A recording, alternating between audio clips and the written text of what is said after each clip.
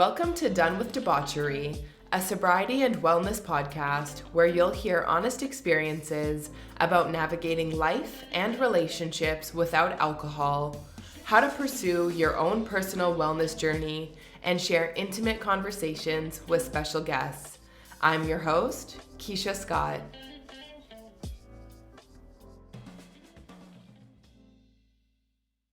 Hello, and welcome back to Done with Debauchery.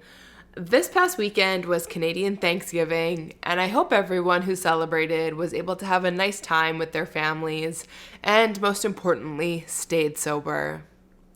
My family's in another province, so I didn't have a big turkey dinner this year, and while I'm kind of sad about it, I technically did get invited by two different friends to have dinners with them, but I chose not to go. So I had a nice weekend anyways, and I'll be seeing my family at the end of the month, which is a bonus. I want to jump right into this week's episode because I'm so excited to share it with you. This week my guest is Tara. She's a fellow Toronto sober girl, and as you'll be able to tell, we really hit it off. And I felt like I could talk to her for hours. Tara shares so much of her life and sobriety journey with me. She talks about how her parents' divorce and her relationship with her parents impacted her drinking, how codependency and toxic relationships propelled her further into her addiction, and what mental health struggles she faced along the way. Her life has completely transformed since getting sober 9 years ago, and none of it would have been possible if she didn't stop drinking. You can find Tara on Instagram at Hello, I am Tara. And as always, I'll include her information in the show notes so that you can easily find her. Before we get into the episode, I do want to provide a trigger warning for those who need it. In the episode, there are mentions of domestic abuse, suicide attempts, and other sensitive topics relating to mental health. Although we don't go into specific details, the episode should be listened to with care. Okay, let's get into it.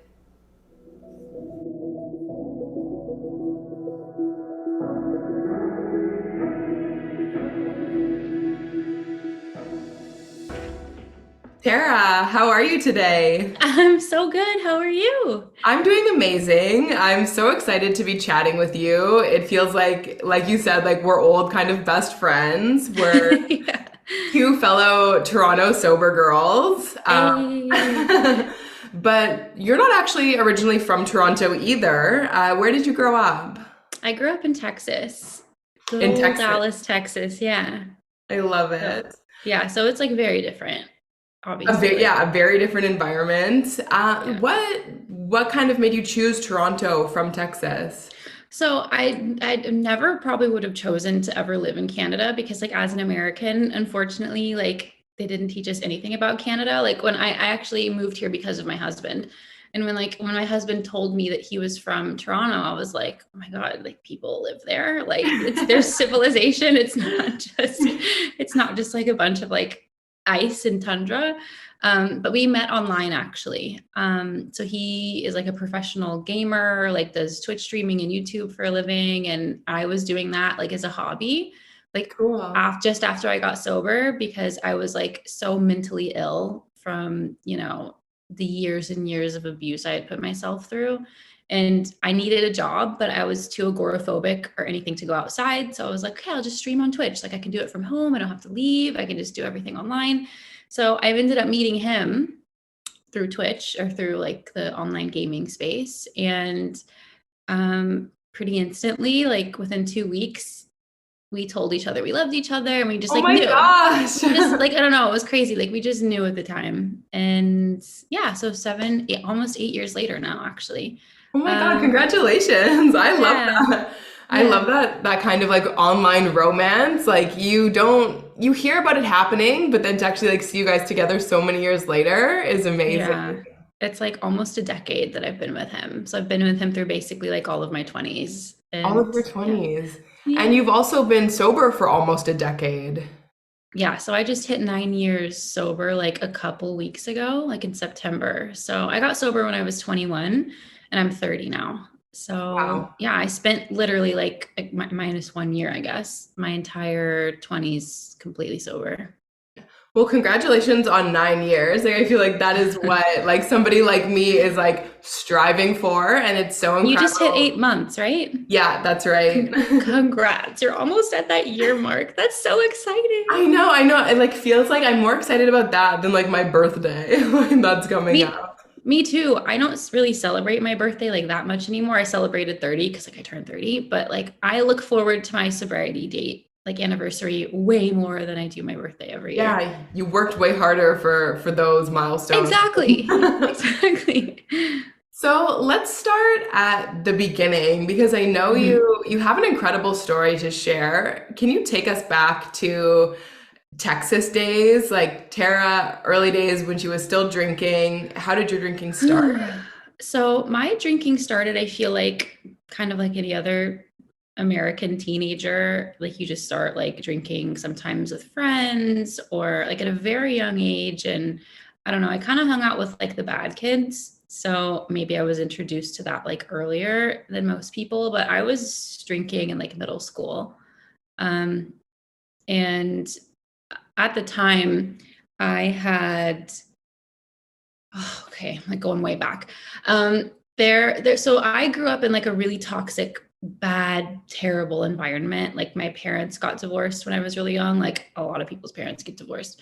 Um, but my parents made their lives like living hell. Like there was so much parentification going on. Like both of my parents were telling us, like as very young preteens, like my siblings, I have two siblings, they weren't even teenagers yet, and I was like barely 12 or 13. And we knew like about all the affairs, we knew about all the problems, Oh like we knew no. we like so it's like I remember sitting in school and I hear everyone talking about like regular middle school things, and like I feel like their worlds were so small. Like it was just about what was going on in school, and their life bubble had not like expanded yet. And I Mhm. remember sitting there one day and I was just thinking about all these things. Like I knew about my parents' sex life. I knew like I didn't know who was to blame or if I should blame. I knew about like all this trauma that had happened. And so I feel like I could no longer really be a kid anymore. I was kind of thrown into the literal middle of a very adult, very nasty divorce. And then they fought for custody. And then at the same time, my mom has always struggled with eating disorders, and never really realized it at the time. And she, without meaning to, like passed it on to me because her like she had such crazy body dysmorphia that like when she would look at me, like I was just a regular teenage girl, like I was not overweight, I was a very regular person, but she would come up to me and like pinch like the skin like that was like on my jeans, and there was like nothing there, but she was like, you got to lose weight, you got to lose weight, empty calories, like you can't eat that. So I with all the stress from like the divorce and from my parents separating and like my siblings and everyone picking sides, it was like so wild.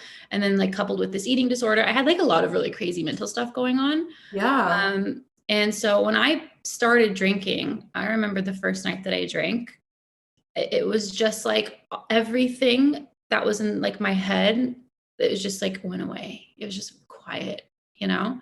And I wasn't having to deal with like my parents' divorce. I wasn't having to like think about the very adult real things that were going on in that sense. I wasn't having to worry about my siblings. I wasn't having to worry about like the shape of my body or anything that was going on with that. So when I actually started drinking for the first time, I mean, alcoholism runs in my family like so significantly. There's like everyone has alcoholism like in my family. And I remember the first time that I started drinking, like I drank like an alcoholic. Like I never drank like a normal person. The girls that I was with, I remember they had a couple wine coolers and they were like, "Oh, this is so fun." And I was like, "More. Like Yeah. I need more. Like I I needed to can't." go so far past where we are. Yeah, exactly. And everyone was like chilling. And I was like, this is not chill. Like, and I just had this really crazy feeling inside of me. It was like an electricity. And it just like I just needed more and more. And so like I was trying to convince everyone to like go steal from their parents. And they're like, we're just hanging out. No. And I was like, ugh, I can't breathe. So Yeah. that's basically how my journey started, to sum it up. Wow. Yeah. I'm so sorry that you had to go through all of that with your parents. It's so hard when you're like a preteen or a teenager, and the people that are supposed to be taking care of you and you're supposed to be able to trust them and they're your protectors are putting you in these situations that no child should have to experience. Like it's just not fair for you as a child to take on all of that information. And then, of Mm-hmm. course, if they're not then talking to you about it after, there's no processing that's happening. So it makes total sense that you're searching for something outside of yourself to make that pain go away. Yeah, because I didn't know what to do with that. Like, what do you do with all this information about your parents? And like, they're trying to make you choose sides, and there's like this custody battle, and like, there's your like, maybe you're gonna have to talk to a judge, and like, it's just like, what do you do? You know, it was like so much. Yeah, it's really, really stressful for a child. Like, and not only that, but then they're also opening you up to things that you probably didn't even realize were a part of the world, like the infidelity. And like, you're like, what do you mean my parents have sex with other people? Like, they're married. Yeah. So I'm sorry, that is really hard. So that was when you were around like 13, 12 or 13. 12 or 13. Yeah. 11, And 12. I think then maybe 11 or 12. And then the drinking started when I was like 12, 13. and then how did it progress as you went through high school? You went to college as well for a bit. Mm-mm. Yeah. Oh, No? well, I went to community college for a little bit, and I don't like, that's a very American thing. I don't know if you know what community college is, but or it's, well, I'll explain. So, my drinking actually, I didn't start heavily drinking until I was 17.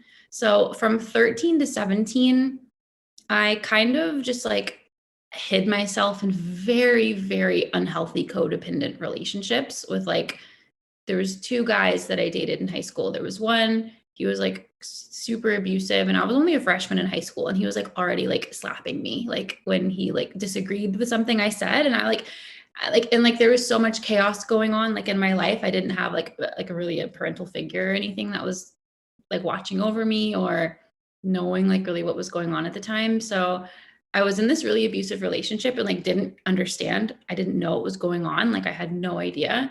Um, and so that went on for about a year. And then he went to another school. So things ended. And then I entered into like another He was super in high codependent school relationship. too and behaving like that? Yeah, he was like 15. Oh my God. I thought this was Wild. going to be like someone older than you, like trying to control the situation. Mm-mm, he was my age. Wow. Yeah, he was crazy. Not that it's better if he's older, but like No, just to see that yeah. in a child, like a child essentially is Yeah, alarming. it was wild. But then I started dating this other guy, and I didn't really have feelings for the first guy. It was just like I just needed someone to validate my existence. Like I needed to feel wanted because I just felt so lost everywhere else in life. And then I started dating this other guy, and he was like my first love. Like we lost our virginities to each other. It was like a very sweet thing. And then when he broke up with me, because he like wanted to explore the world because we were only like 16 or whatever, so but when he broke up with me, like he was what made me feel like a human being, is that codependence and like someone wanting me, because it seemed like in every other aspect of my life like no one wanted anything to do with me, because like at home it was really difficult. I didn't really have friends. Like, and when I was in elementary school, I was in like the popular clique, and I was the one that they like bullied like every week. Like how there's one really mean girl and she picks someone to like be really mean to. Yeah, So it someone was within her always, own friendship circle. yeah, and it was always me. Like 75% of the time it was me. So I had this like recurring thing in my head that's like, you're not good enough, you're not worthy enough. Like no one likes you, no one wants to be around you. Little did I know that was just that particular group of friends, but like I Yeah. didn't know. That's your whole So world when you're in high school. Like you don't think that yeah, 10 years down the road, like exactly. So when the first love person broke up with me, I was like, I'm not worthy. Like there's nothing about me that is redeeming. If this person who says he loves me so much doesn't want to be with me anymore, I must be nothing, basically. So I started drinking like by myself after school, and I was like 16. Yeah, I was like 16, and I started drinking. I blacked out a couple times like after school. I would just like go to bed early, but I was super drunk. Um, and then I graduated high school early. So I graduated like a year early.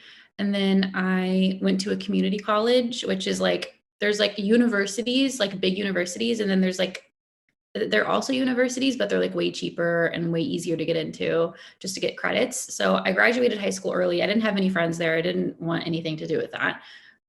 Graduated, went to community college, and then this guy who had just gotten out of rehab, who I had known like basically my whole life, he grew up down the street from me. He dropped out of high school because he'd gone to rehab and like was on drugs and everything. And so we started hanging out at the community college. And then I got into a relationship with him. And then from like 17 to 19, I was blacked out every single day. Like we just went wild together, like absolutely crazy.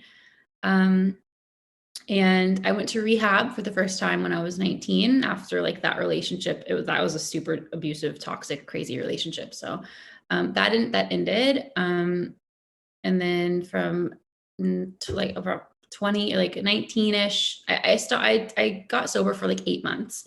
And then I That was after you relapsed. went to rehab the first time, was your Yeah. first sobriety stint? Oh no, it wasn't 8. It was like 3 months. Sorry. It's so long ago now. That's okay. So yeah. So I went to rehab, was sober for 3 months for like an entire summer. And then I relapsed because my roommate had actually died in a drunk driving related car accident. Oh So my I God. relapsed at their funeral. I'm so Um, sorry. yeah, it's really sad. It's horrible. He was so young. He was only like 21, 22. Um, but I relapsed at their funeral, unfortunately, and then, started drinking again, and then ended up moving to another place, and then basically just drank my way into 21. And I was working at a bar. I had a boyfriend who was the bartender. So it was just like alcohol was everywhere. It was really easy to access. And that I just lived my life like that for so long. And towards the end, like when people like when I say like, oh, I was drinking and I was 21, 20, people just imagine like, oh, you're just at a party and you're just like chilling and you're not Going to the going. club, like going out, it's a social Yeah, aspect. that was not my drinking at all. When I was drinking, I was like literally sitting down and sucking down as much alcohol as humanly possible. And I didn't have relationships with people. Like, I mean, I had a boyfriend, but he was like high all the time. So like he didn't really care that I was drunk. So it was like really easy. But I didn't have friends. I couldn't maintain friends. I couldn't really maintain my job because like drinking for me was never a social like fun thing. It was like a lifeline. Like I physically needed alcohol every single day in order to feel normal. Like I did not feel, I had like shakes and really bad anxiety, and I felt like really depersonalized, and like I had really bad derealization, depersonalization, like if I did not have alcohol in my system. So it wasn't like a want for me. It was like I physically need to be drinking every single day.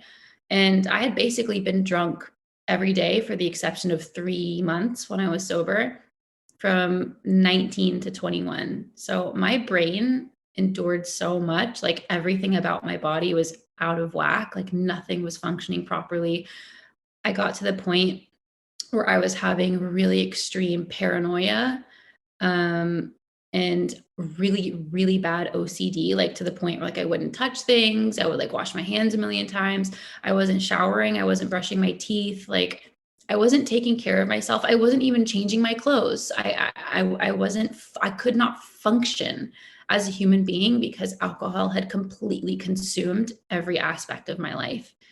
And around when I was 21, a couple of months after I had turned 21, I, was planning on committing suicide because I was like, I wanted to stop. Like I knew this wasn't the correct way to live.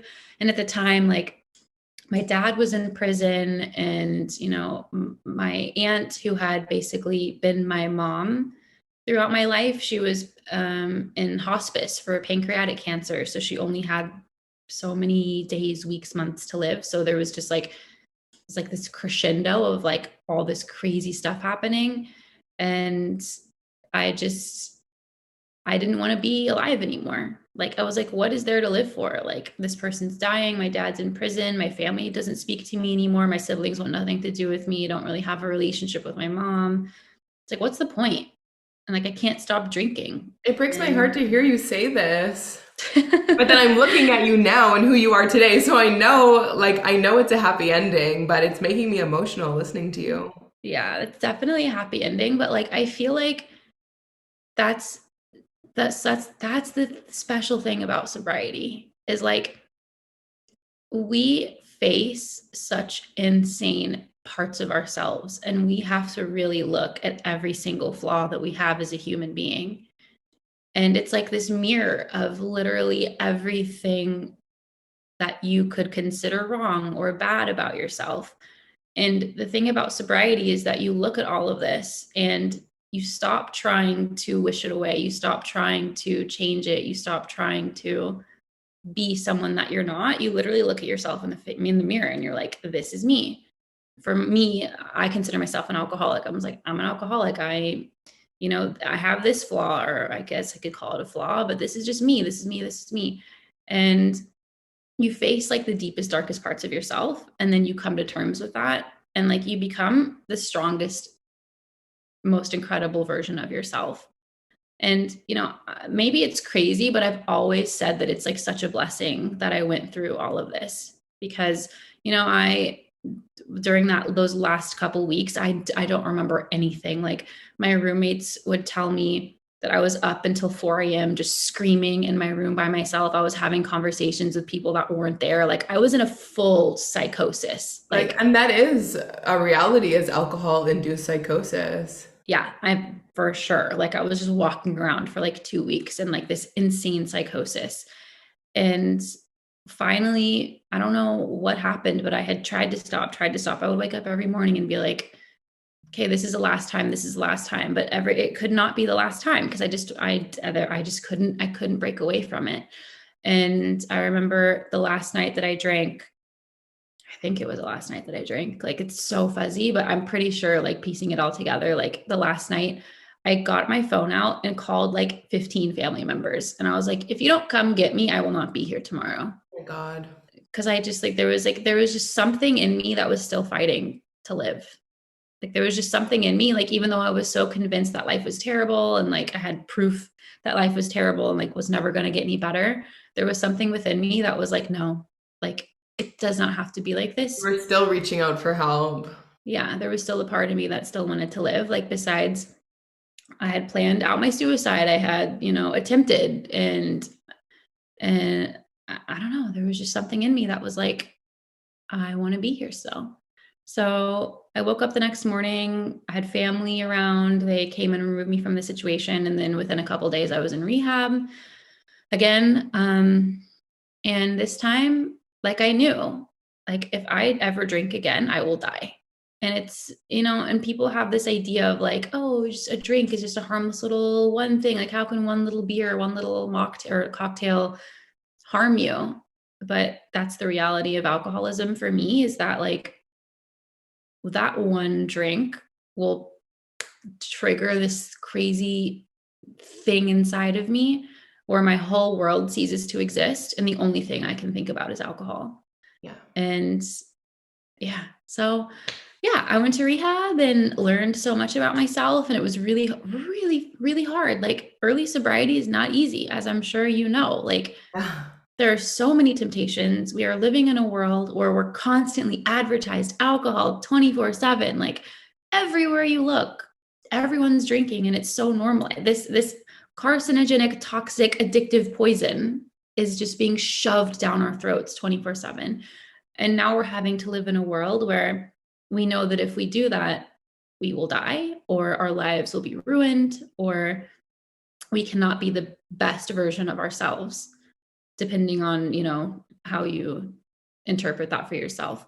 But yeah, like I've learned so much and it's crazy, but like I'm so thankful for that experience. Like as hard as it was, and as much as it ruined several years of my life, like I didn't have a childhood, I didn't have a teenagehood, I didn't have a young adulthood. Even my early 20s were a real struggle, because after the drinking then came the really severe mental disorders. Like I had very, very severe paranoia where I was convinced that there were people out to get me. And, I had OCD to the point where I couldn't eat or drink anything or touch anything. I was having I couldn't leave the house. I was having like severe panic attacks to the point where I thought I was dying like every single hour. And I couldn't function. And how did you work through that while also maintaining your sobriety? Uh, I I just got to the point where I was like, if I don't do this now, like I know this will pass. If I don't tackle this now, like if I don't just absorb and accept like all this that's happening to me, I just like, it was like, I just knew that it was like a hurricane that was going to come, and like, it was just going to be really bad, and it was going to be like terrible. And like my life would look completely different. But once it passed, I would be left with like a blank slate basically. And then I knew that from there that I could rebuild. Um, I knew that I didn't want to be on medication because I was self-medicated for so long on like alcohol, and I was on pills, and like I did Xanax and hydrocodone. And so I knew I didn't want to do anything. Like I just wanted to do it completely naturally. And like it took definitely longer, but it was so important to me that I figure out my own body, and that my own body was able to like readjust And find to out what your actual baseline is. exactly. I'm going through Exactly. something similar right now as well.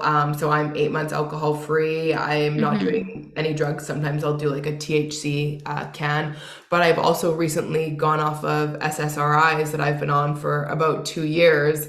So now Wow. I'm also like experiencing like what is my baseline? Like how do I feel every day? Like functioning like just as myself. Yeah. And that's really hard. That's really It's hard. hard, That's not an yeah. easy thing to do at all. You But know? it sounds like you were literally fighting for your life. You were in survival mode for so long, almost fighting against yourself, so that when you do get to this point now when you're coming out of rehab sober, not that the things that were to come were easy, but you had already been through hell. Like what choice did you have besides to keep going? Like walk through the Yeah, fire.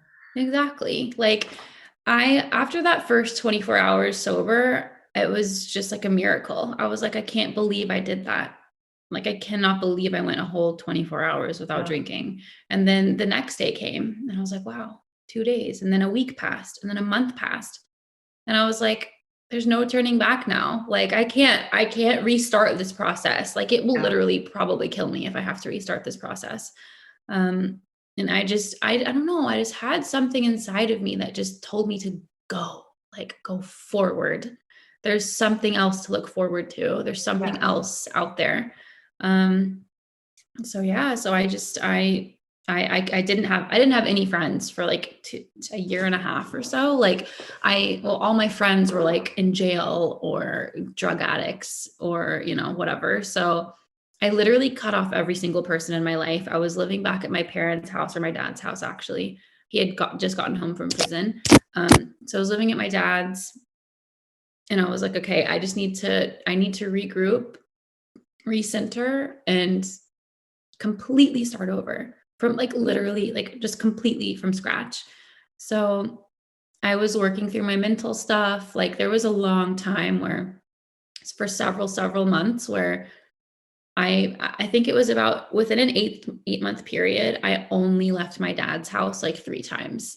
Like I physically didn't leave the house. I rarely got out of bed, and I took a long time to just be like super fucking depressed because I just physically couldn't do anything else. Like I had just been through so much trauma that I really needed rest, and I really needed to back away from the world and just to be a little hermit, because I needed to recuperate because so much of me had been damaged and had been lost, and I was dealing with all the repercussions of that.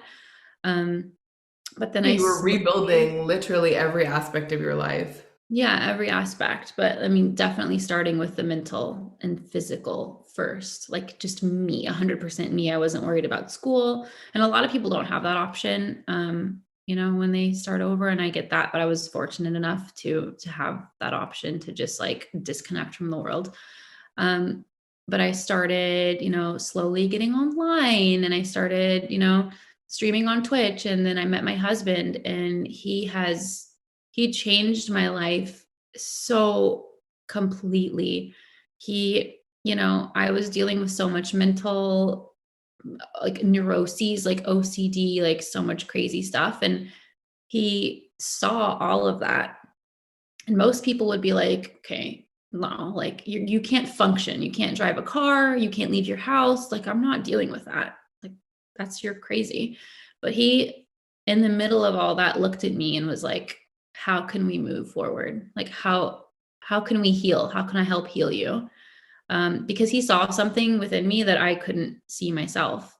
So yeah, so together, like, well, it's obviously been like he's definitely helped so much in my long-term sobriety. But It's I have a beautiful. partner who's so supportive. I have a family who's really supportive. Like, my siblings eventually came back into my life and started speaking to me again.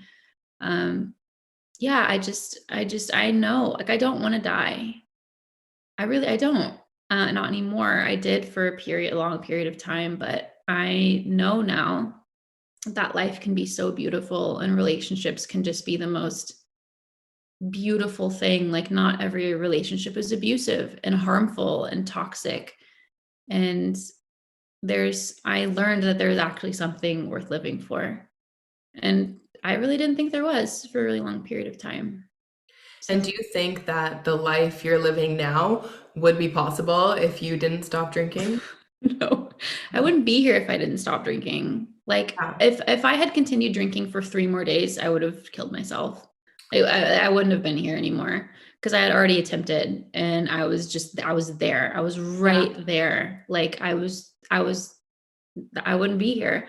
And even if like I had relapsed during that time, like relapse is like absolutely a natural part of the process. And I had done my relapsing before, but I was really at the point where if I had even relapsed again, like, it just would have been all over for me. Yeah. But yeah, no casual drinking, anything. Like, I love my sobriety. Like, I fucking love it. I I get I that. lit- I love it so much. Like, I can't. Maybe you've experienced this as well.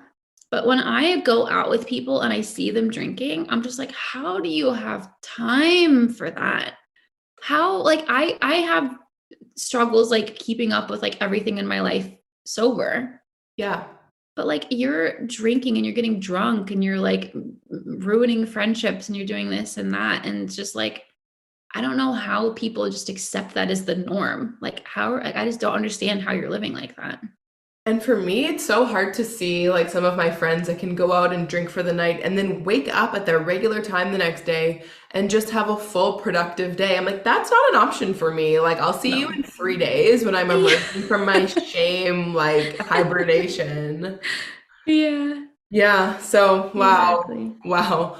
So, when you went into rehab for the second time, did you work a program like AA? Yeah, so I did. I went to AA when I first started, and I had gone to AA the first time around. Like, my dad is also an alcoholic, and he had gone to AA and has done AA for a long time. Um, I don't go to AA anymore. And that's not to say that it's like doesn't work, or like the foundations of my sobriety are rooted in AA and the Mhm. principles.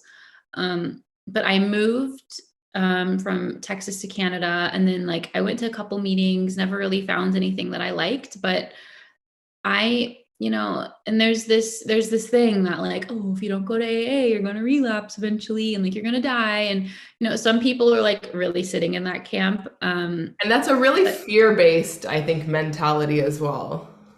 someone in a meeting one time said to me, if you don't come back, you'll die. And I was like, I don't like that. Like, I Yeah. don't I don't want to have to be. And like, some people absolutely need it. For some people, they will die if they stop going to AA. Like, Yeah. I believe that. But that's not true for everyone. Like, it was so important for me to find a routine, a way of life, people in my life. It was so important for me to find putting a puzzle together of everything that worked in order for me to stay sober without relying on anything, anyone. Like, of course, it's amazing to have a support system. And sometimes you can't rely on yourself 100% of the time, which is why I have a support system. Absolutely. But I just didn't want that. That really turned me off. I was like, I don't want people to tell me I'm going to die if I don't do something, because like, it's not Yeah. true. Yeah. Don't scare me into coming. Show me all the good Yeah. reasons of why I should be coming. Yeah. But AA, I mean, that was just one person, so that doesn't like tarnish AA as a Absolutely. whole, Yeah, right? definitely. But I get yeah, that. so yeah, but I don't go And to AA now, but I mean, I love it. And if I ever were struggling, I would go right back. yeah, yeah, that's good to know. And so you identify with the term alcoholic and recovering alcoholic. Was that Mhm. always something that made sense to you, like taking on that name? Always. It's really funny because like I see like within, and I'm sure you see this too, like within the sobriety community online, there's like two camps. There's like people who consider themselves alcoholics and people who don't. And it's like some people sometimes like create issue within those two terms. Like a bit of a And disagreement. yeah, and that's just so wild to me because like at the end of the day, we're all sober from alcohol. Like no matter how you identify, our goal is the exact same. Yeah. Like we're just all trying to survive in a world alcohol free. But alcoholic and alcoholism, a lot of people are so scared of that. And they're like, oh my God, it has such a bad stigma and I don't want to be viewed in a certain way. And I completely get that. But for me, when I could finally identify myself as an alcoholic, it was the most freeing experience I've ever had. Like, it wasn't that I was defective, and it wasn't because I was morally corrupt, and it wasn't because I was like a really fucked up individual who had no self control or whatever. Like, when I could apply the term alcoholic to myself, I was like, this makes sense. Like my life makes sense. Everything about the last several years of my life completely makes sense. So for me, it was like I was just waiting for a term to come around that made sense of the disaster that I had turned my life into. And so, yeah, for me, it was just a really freeing experience to be able to call myself an alcoholic because I can't start. I can't stop as soon as I have one. It's game over for me. Yeah. I would go back to drinking the exact same way if I started drinking again. It would just like be a snowball effect. And like everything about alcoholism, I completely identify with.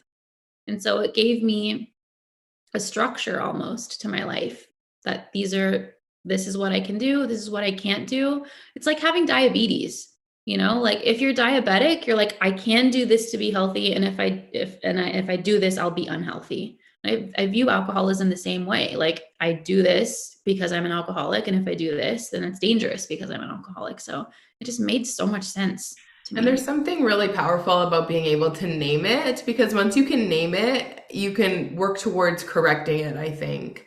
Like for me, I don't Hmm. necessarily identify with the term alcoholic at this Hmm. time, but the more I'm learning about sobriety and the alcohol industry and just the more knowledge in general that I'm gaining about everything, I'm like, okay, I probably do have an addiction to alcohol because the same things Hmm. that you said are true. Once I start drinking, I can't stop. I don't want to stop.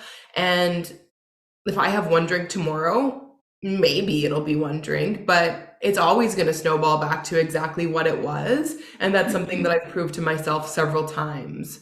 So Yeah. I'm like, that is an addiction to alcohol. So am I an alcoholic or do I have it? And does it matter, I guess, is one of the questions.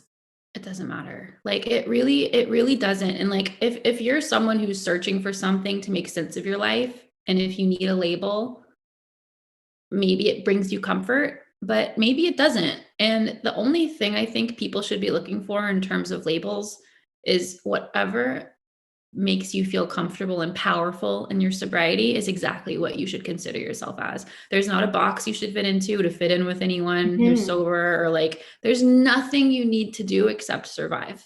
Yeah. So whatever makes you comfortable is exactly what you need to do. Yeah, exactly. I agree completely. And so you've talked about your dad a little bit, that he Mhm. is also a recovering alcoholic. And I know that you guys have a podcast together. Yeah. Do you want to talk a little about that? It took me a really long time to convince him to do it because he's just like he hates the internet. I like literally a couple years ago, I had to put an iPhone in his hand and be like, you have to join the rest of the world. This brick phone from Walmart is like Join not us in doing it anymore. 2022. Yeah, Yeah. exactly.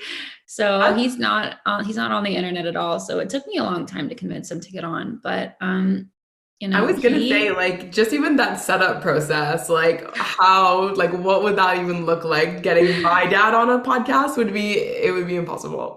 it was a journey to get him online, but he's an artist, so like he has like he records music and writes books and does all that stuff. So he actually had like the setup because he does record music. Oh, So great. he had a computer, he had a microphone. So I just had to like download a program and just be like, okay, you just do this when we go live. And like you don't have to Yeah, do anything, just sit there and talk into the microphone and I'll handle everything else. So that's yeah, so I mean I probably like the foundations of my sobriety are also rooted in him because like as soon as I was 17, he looked at me straight in the face and he was like, you're an alcoholic. And I was like, no, I'm not. I'm a 17-year-old just partying. There was a Was he tiny sober at little, that time? yeah, he was sober at the He was time. sober. Okay. But I mean he had been an alcoholic his whole life. He had been drinking since he was very young as well. He went to rehab when he was 19 as well. So there's like a lot of parallels in our life. But as soon as he said that to me, like 99.999% of me was like, no. But there was this one little grain in the back of my head that was like, maybe this isn't normal. So he like definitely planted a seed. And like the more my drinking progressed and the worse it got, I was like, yeah, like this is probably what's going on with We me. never want our parents to be right, though. No, never. Especially about this, because like, how are you supposed to be sober at 21? Like, Yeah. that's the age in America where you can start drinking. How was I supposed to make friends? How was I supposed to have a social life? How was I supposed to go out and meet people or go on a first date or go out drinking or buy a wedding dress without celebrating with champagne? How was I going to be able to go to Vegas? How was I going to, like, there was just Yeah. so, I was like, how do you live a life without alcohol? It feels I'm like such a looking. loss, like when you're at that point. Exactly. Like you just look ahead and you're just like, I'm losing life because I can't drink alcohol. But that's the funny thing, isn't it? Like we live in a world that is so infused with alcohol that we feel like we are, as human beings on this planet, with all the billions of options of things to do out there, we feel like we're missing out on life because we can't have a drink. Like that's how brainwashed we all are. And Yeah. that's how brainwashed like the alcohol industry has made us because that's such a wild thing to think that we can't live life because we're not drinking. Like drinking is such a small, it's not even a fraction. It's like a teeny tiny thing that people do. Yeah, that like I can't go to my friend's wedding because I don't want to drink alcohol, or I can't go welcome a new baby into the world at a baby shower because I'm not drinking alcohol. Like it really doesn't make sense. No, it's like every aspect of our lives have been taken over or hijacked by like a celebratory drink. Like when you Yeah. think of celebrating, you think of like there's always like whatever like big major events going on in life, whether it be a wedding, engagement party, baby shower, whatever is going Mhm. on, there is a drink to complement that. Yeah. So like when I was picking out my wedding dress, like when I picked it, the ladies were like champagne and I was like, Please no. why? Yeah, why I do I need this right now? don't, please no. Yeah. But yeah, it's just like everything we're celebrating, everything we're doing, like we're just convinced that we have to be intoxicated to like fully enjoy the benefits of Yeah. feeling the celebratory whatever of what's going on. But I feel more celebratory sober than I ever have drinking because I'm sure like you, like once you started drinking, it stopped being about whatever was going on and then Mhm. started being about drinking. So Yeah, drinking being about the always, next drink. Yeah. yeah. Drinking took life away from me. Like drinking never gave me life ever. It never gave Yeah. me fun. It just took away everything. Yeah, I agree completely. And so the podcast is called Alcoholisms.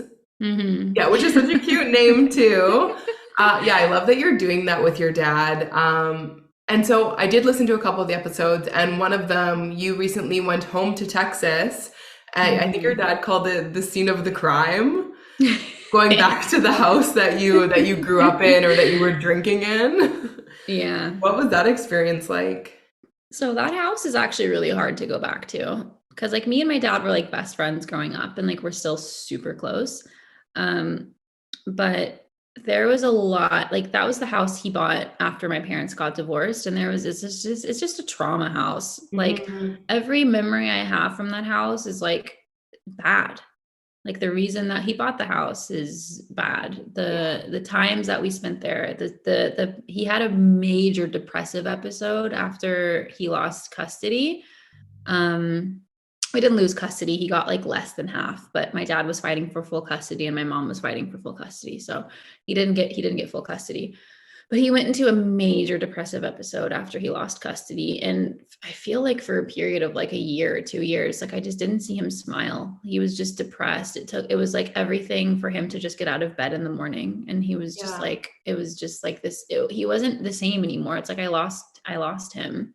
He was like a shell of a human being. Like it looked like dad, but it wasn't him. So there was that for a really long period of time. And then he was a lawyer, and his business, there was a very, very, very shady person who would like come to him for work, and the FBI got involved in whatever that guy was doing and took down everyone, even though like my dad like wasn't really involved. He was just kind of like he just did some paperwork Oh here and there. And no. yeah, so it was like this huge thing, like this big FBI sting operation and like everyone got screwed over in that. There was like 40 or 50 people who got indicted at the Oh same my time. God. Yeah, it And was that's the reason why he went to jail. it's the reason he Yeah. went to prison. So Yeah. he went to prison in Kansas for a couple years, and then that was hanging over our heads for a really long time. So like the scene of the crime is very fitting because like it's just Yeah. like it was bad. Like that whole house is just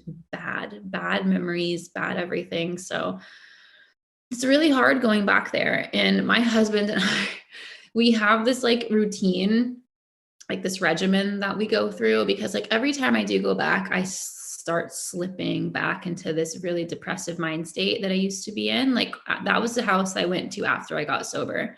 That was the Mhm. house that I didn't leave. That was the house where I had all my mental problems. And when I used to go back there, I didn't prepare myself for it, and I would just go back home. And within a couple days, like I wasn't getting out of bed. And it's just this air of like just bad A energy there. cloud above the house. That's what we say. There's like a cloud. There's like a cloud. It's just like dark and like so bad there. Um, but yeah, me and my husband have a routine now. Like every time I'm there, I schedule workouts at a gym that's local. I make sure to go outside every single day. I make sure that I'm eating like really healthy stuff. I make sure to talk to him on the phone every day and like talk to him about my feelings and what's going on.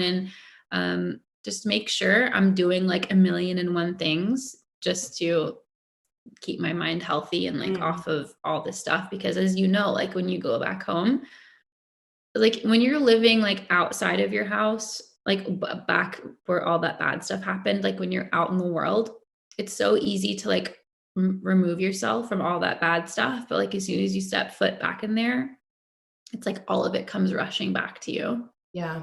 So yeah, you just have to, for me, I just figured out a way to, you Yeah, know, stick to your routine and do the things yes. in your now current life that make you feel good and keep you accountable. Yeah. I have a similar experience where I grew up in Winnipeg, and that's where my drinking really started at a young age as well. I was about, I think, like 14 or 15 when I first started experimenting. But the house that I grew up in was also the house that my parents got a divorce in. There was quite a few traumatic events in my life that took place in that house. And it wasn't until a few years ago that my mom actually moved out of it. And every time I would go home to visit, this was when I was still drinking, but it was like as soon as I walked into that house, like I was in a bad mood. My mom and I are fighting. Like, I think that having luckily our parents had the option to now have new spaces after such a long period of time, but having that change of scenery and not having to walk those same halls is such a game changer when I go home too now. Absolutely. I totally understand. Like every time I would go home, I would start fighting with my husband. Every Yeah. time. Like for no reason. Like we Yeah. we don't fight, but like as soon as I walk back in there, just like it's just you just go back into this weird mental space. Yeah. I totally get that. Wow. I feel like we've been talking for like so I know. I just looked at the time. That's why I was like, oh my goodness. Well, okay. So before we wrap up, what's one thing that you wish you knew about sobriety before you stopped drinking? One thing I wish I knew about sobriety is that it's not scary. Like, and I touched on this earlier, like so many people view sobriety as like taking something away from you. Like you're taking drinking away, you're taking away, like you're removing things from your life. But in reality, sobriety isn't taking away anything. Sobriety is adding things to your life that you never had before. So it could be like a better sleep schedule, way better mental health, like reduced anxiety and whatever, way better relationships, new relationships that you would have never had if you hadn't have stopped drinking. So there's just so much that people, like, there's such a negative connotation to sobriety. It's like, oh, it's bad. Like you remove so much, but no, sobriety is the complete opposite. Sobriety is adding in all the wonderful, beautiful, life-giving, happy things that you were missing because of alcohol. That's something I wish I would have understood a lot sooner. That's amazing. Thank you so much for being so open and sharing so much of yourself. I know that this episode is probably going to be one of the best so far on the show, and then I know that so many people listening are going to be able to relate to that. And it's so important to show that there is life after alcohol, and Absolutely. that life is better than you could ever imagine. So thank you so much, Tara. Of course. Thank you for having me. This is Keisha signing off on another episode of Done with Debauchery. If you liked what you heard, please share and subscribe. You can also find me at donewithdebauchery.com or follow along on Instagram at donewithdebauchery. Thanks for listening.